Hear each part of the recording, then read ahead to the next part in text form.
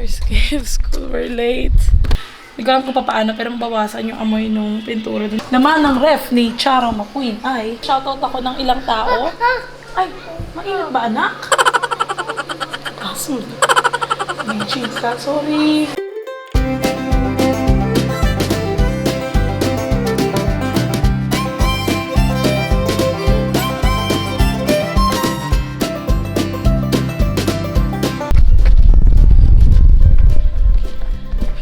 God, we're late. First day of school, we're late. Come on, baby. Are you ready, babe? We're here. I'm late. We're late, babe. Yeah. Let's hurry up, yeah?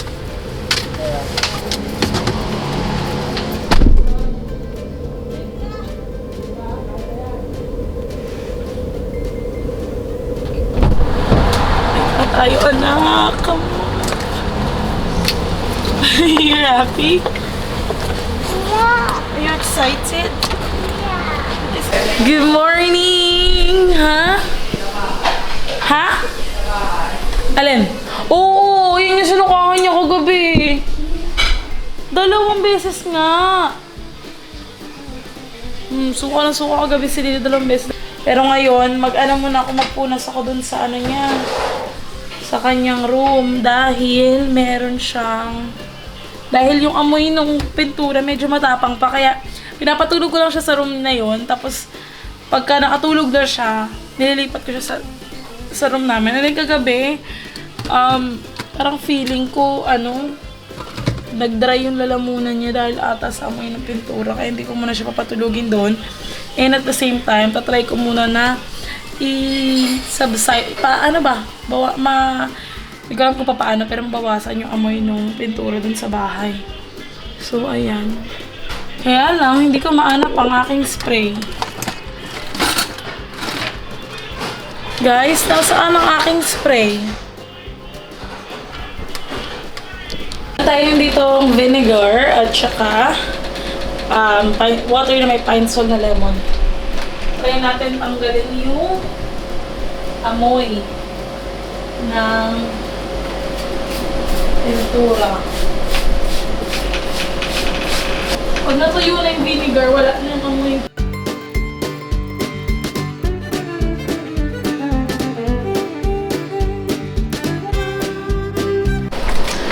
Yung whites lang yung aking, ayaw na niya. Ayan, yung mga white paint lang, tsaka tong part ng sahig, yung nilalagyan ko. Kasi, yan lang yung may amoy. Ito wala eh. Yung in-apply namin yun, wala siyang amoy. Ayan.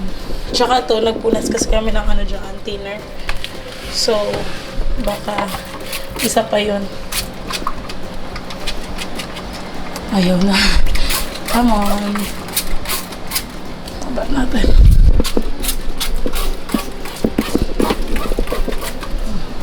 Mabaho lang to sa umpisa kasi ang may suka nga. Pero, I believe ito yung isa sa mga natural way na pangtanggal ng odor ng kahit anong amoy. And pag natuyo ito, wala na yung amoy suka. Ayan lang, ubos na. Ito, I think nag-alarm na. Ayan. Alarm na? Okay. So, sunduan time na with Lily. Sunduan time. Wow, again. Again. Bibiri? Ready, Sally, go! Wow. Yeah? I'll do one sticker. Sticker? Do you want a sticker? How was your school, babe? I don't know. You don't know? Do you like your school? Yeah. You do? You sure? Guys, gabi na. Good evening. So, I've been in the shower na. Hindi ako nag-makeup kasi ang sabi pala, nabasa ko sa internet, bawal pala tong lagyan ng makeup kasi daw nai-irritate siya. Kaya siguro ang tagal niya maggumaling. Although may hilom na siya, Kahapon medyo malaki to ng konti, tapos paliit siya ng paliit ng paliit. Umihilom na naman yan siya. So, that is good. And don't rub your eye daw. So, hindi mo na ako nag-makeup. And I'm on Daddy Phil's pants. Yo. Para lang tayong hip-hop. Yo. So, ayun. Gabi na. Lily's watching PJ Masks. Her, parang favorite niya lately. And we've got tinola dito from kanina. Tinola from kanina. And, ayan, initin natin yung ating hapunan for tonight. Water. Yung ating hapunan. Vincent, what are you doing there? No, naughty. Mahilig magkalkal ng basura. Naughty. Guys, and then maglalabas na rin ako ng pang-tanghalian, pang lunch ni Nini bukas. Ano kaya ipapabaan ko sa kanya? Kahapon pa to siya nagre-request ng cheese dog. Hindi ko pinagbibigyan. Baka yun na lang siguro. Kasi ganito maaari guys. Ayoko siya pinakakain ng hotdog. Mas gusto ko yung, alam mo yun, instead na process. Kaya lang may time talaga hindi mo may iwasan. And minsan gusto niya talaga, hanahanap niya. But ayun. And wala na rin laman yung aming ref. Meron lang kami naman ng ref ni Charo McQueen ay itlog. Ang itlog lang, Yakult, tawag ito, Chucky, orange juice, yan yung mga hindi ka pwedeng mawalan yung ref natin. Got bacon, cheese dog, ayan, nuggets, or fish nuggets. Ayan. Yan lang yung aming laman ng aming ref. And then, sa freezer, yellow. Tapos, mixed vegetables. Yun na lang siguro. Papakainin ko siya ng magsasangag ako bukas. Tapos, nalagyan ko ng mixed vegetables. Tapos, for tanghalian niya, mixed vegetables. Tapos, rice. And then, cheese dog na lang. Para hindi na tayo mamalengke hindi na tayo kailangan mga mamalengke bukas. Although, kailangan ko rin talaga mamalengke. Iaan ako na lang siguro, mamalengke na lang ako ng Thursday. Kailangan natin pumunta ng palengke ng Thursday. Kasi sa Thursday, meron akong gustong pinamamalengkehan guys na sa may banda kila mama. Ang tawag doon, Area D. Doon ako nag-aral sa may Area D. So doon kasi medyo mura-mura yung bilihin. At the same time, fresh. Lalo na pagdating sa isda. Pagdating naman sa gulay sa may Kadiwa. So, as if alam niyo naman kung saan yun. So, sa mga taga-Cavite dyan, alam niyo yan. You know what I'm talking about. And then, especially sa mga taga-Dasma. And yun yung gusto kong mamili para makapamili ako ng mga isda, pusit, hipon. Tatry natin mag-budget tayo, let's say. Mag-budget tayo ng 1,000. Tignan natin kung saan naabot yung 1,000 natin. Pang ulam na yun. Or kahit pa 2 siguro. Kung pang ilang araw na i-maximize natin yan, tipid-tipid.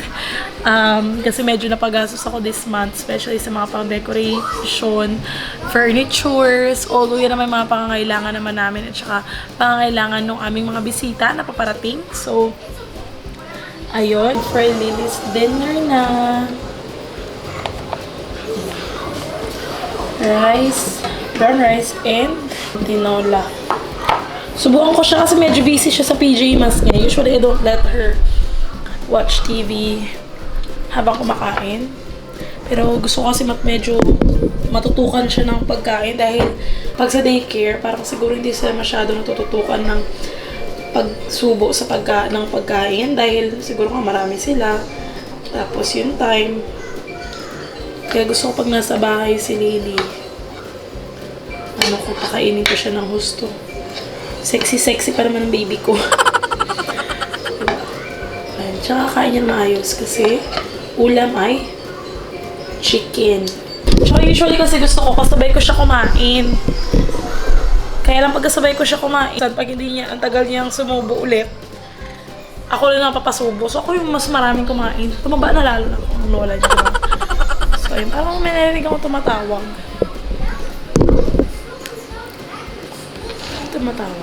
Daddy Phil. Dito nakaharap yung TV. What? And then, ako dito yung laptop kasi mag-premiere tayo ng vlog in 4 minutes. So, para hindi ko ma-miss yung pag-premiere ko din. Makapag-live chat. Tayo. Kasabay na rin ako mag-shoutout ako ng ilang tao. Ay, mainit ba anak? Kaso, may cheese ka. Sorry. Alam mo, ako sumusubok. Sabi ko sa inyo.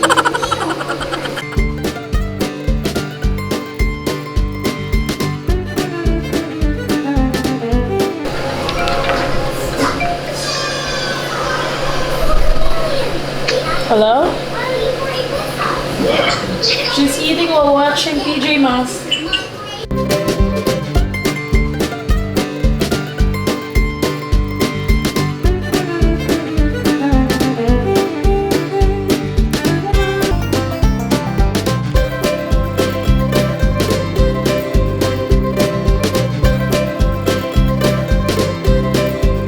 Sobrang suming. Layo. Come on, babe. So yun, another video almost done editing. So I'm proud of myself. Dalawang video ako tonight. I don't know, baka tuloy ko na lang siguro bukas kasi yung aking... Babe, come on na! I'm coming. Thank you. Kasi sobrang pagod akong aga ko nagising. And then, well, no, not literally, para mga 8 o'clock. What time did we wake up, babe? Mga 8:15, ganyan. Pero, tulog namin kahapon, alas 2 na ng madaling araw. So, that's very late. So, parang I only had 6 hours of sleep, although 6 hours of sleep is okay. Kulang na kulang talaga siya sa akin. Maka 7 man lang ako, okay na yon. Pero, 6 talagang kulang. Lutang ako usually.